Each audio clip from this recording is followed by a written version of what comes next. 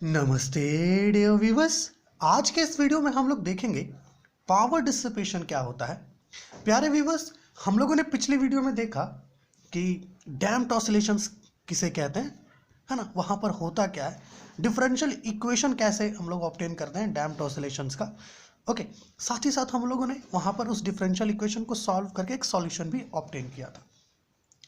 तो प्यारे viewers, damped oscillations में क्या होता है कि कोई भी बॉडी जो ऑसिलेट कर रही है, ओके, उसका ऑसिलेशंस डैम्प्ड हो जाता है, अर्थात टाइम के अकॉर्डिंग या विथ रिस्पेक्ट टू टाइम कहें, उसका जो एम्पलीट्यूड है वो धीरे धीरे डिक्रीज करता है because of resistive forces acting on them. Okay, समझ पा रहे हैं? जैसे मान लीजिए ये कोई पेंडुलम है। ओके, अब आइडियली तो इस पेंडुलम का जो एम्पलीट्यूड होगा वो कांस्टेंट होगा, है ना, वो जो ये ऑसिलेट करेगा वो, है ना, with a constant amplitude oscillate करेगा। ओके, लेकिन अगर हम प्रैक्टिकल केस की बात करें प्यारे व्यूअर्स, तो प्रैक्टिकल केस में क्या होगा, इसका जो एम्पलीट्यूड है वो विथ रिस्पेक्ट टू टाइम क्या होगा, डिक्रीज करेगा, है ना, विथ रिस्पेक्ट टू टाइम क्या होगा, डिक्रीज करेगा, है ना। क्यों? क्योंकि इस पर कुछ रेसिस्टिव फोर्सेस हैं जो एक्ट कर रही हैं और इसको इसको क्या कर रही है, इसके मोशन को अपोज कर रही है ना, डैम्प्ड हो जा रहा है यहाँ पर ऑसिलेशन। ओके, तो ये जो पेंडुलम है, ये पेंडुलम क्या करती है प्यारे व्यूअर्स, ये पेंडुलम खुद के एनर्जी का प्रयोग करती है ताकि इन रेसिस्टिव फोर्सेस को ओवरकम किया जा सके और ऑसिलेट किया जा सके। ओके, क्या कहा हमने? हम लोगों ने कहा प्यारे व्यूअर्स कि ये जो पेंडुलम है ना, इसके पास खुद का कुछ एनर्जी है ना, तो ये क्या करती है, उस एनर्जी का प्रयोग करती है। कहाँ प्रयोग करती है? ये जो डैम्पिंग फोर्सेस इस पर एक्ट कर रही हैं ताकि इसका जो ऑसिलेशन है उसको रोका जा सके, है ना, उन डैम्पिंग फोर्सेस को ओवरकम करने के लिए ये पेंडुलम क्या करेगी, अपना एनर्जी को प्रयोग करेगी। ओके, तो क्या होगा यहाँ पर, वो एनर्जी खर्च करेगी ताकि ओवरकम कर सके, है ना, जिससे इसका एनर्जी धीरे धीरे घटेगा और इसका जो ऑसिलेशन है वो डैम्प्ड हो जाएगा और फुल्ली ये क्या हो जाएगा, स्टॉप हो जाएगा, है ना, अपना जो रेस्ट पोजीशन है वहाँ पर आके स्टॉप हो जाएगा। सो प्यारे व्यूअर्स, जो एनर्जी, ठीक है, जिस रेट से ये एनर्जी को यूज कर रही है ना, ये डिसिपेटिव फोर्सेस या यूं कहिए damped forces, damping forces, resistive forces को ओवरकम करने के लिए जिस रेट से ये पेंडुलम एनर्जी का प्रयोग कर रही है, उसी रेट को हम लोग कहते हैं पावर डिसिपेशन। ओके, समझ पा रहे हैं?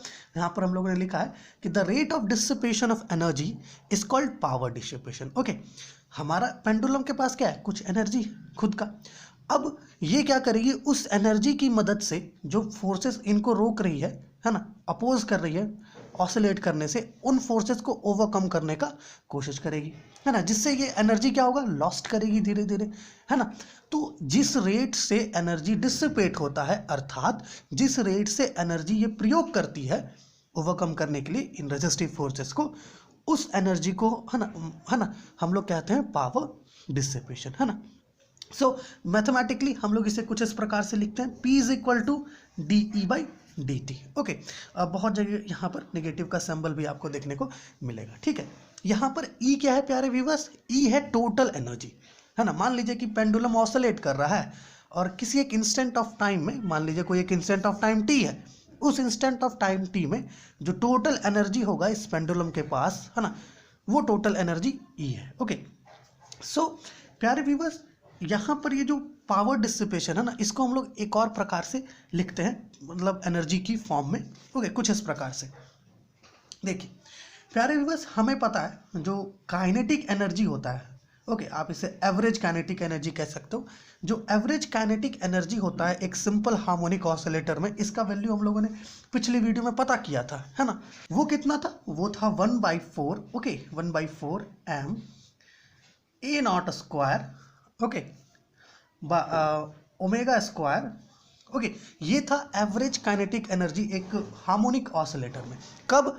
जब ये, है ना, आइडियल केस में था, है ना, मतलब आइडियली हम लोग इस चीज़ को ले रहे थे, है ना। लेकिन जब हम लोग प्रैक्टिकल केस में एवरेज काइनेटिक एनर्जी निकालेंगे तो इसके साथ यहाँ पर एक फैक्टर आएगा, ई पे पावर -2kT, ये एक फैक्टर यहाँ पर आएगा।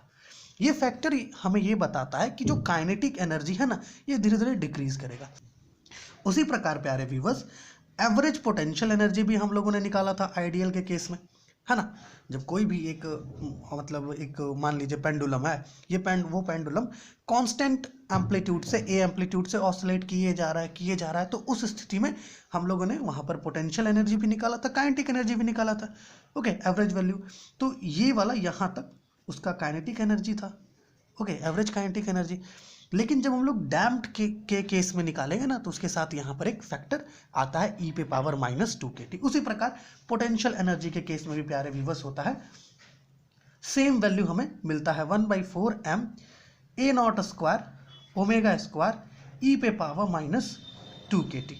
ओके, अब प्यारे व्यूअर्स यहाँ पर m क्या है? m एक्चुअली मास है।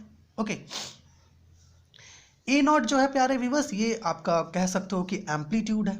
ओके, और ओमेगा जो है फ्रीक्वेंसी कह सकते हो आप। ओके ना, अब यहां से आप क्या कर सकते हो, इन दोनों को ऐड करके, ओके, इन दोनों को ऐड करके टोटल एनर्जी दैट इज ई का वैल्यू पता कर सकते हैं हम लोग। ई का वैल्यू कितना आएगा, दोनों को ऐड करोगे तो 1/4 m A0², okay, omega square e पे पावर -2 kT।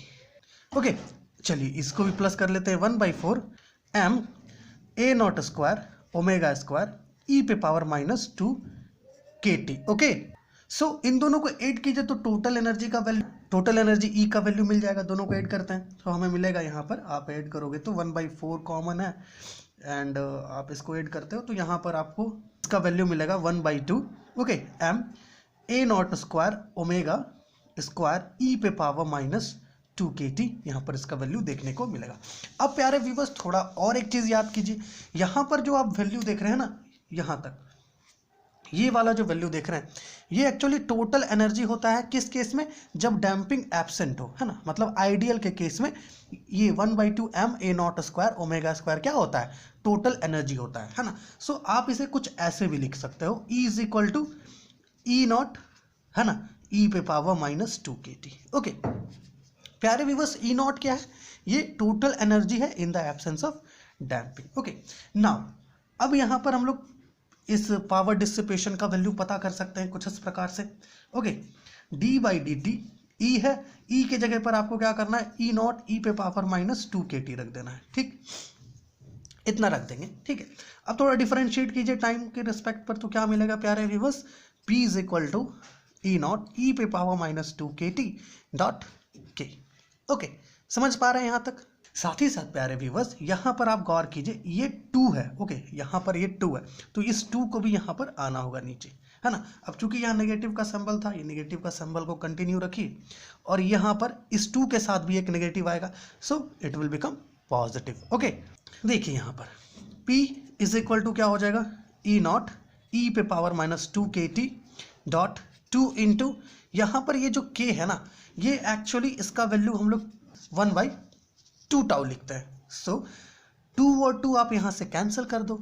ओके, सो यहाँ पर देखिए P का जो वैल्यू आपको मिलेगा वो कुछ इस प्रकार का होगा। अब E0 ई पे पावर -2 kT क्या है, E से इक्वल है, तो E/τ। Okay, this is the one more formula for power dissipation, that is total energy in the presence of damping divided by the total relaxation time, that is tau.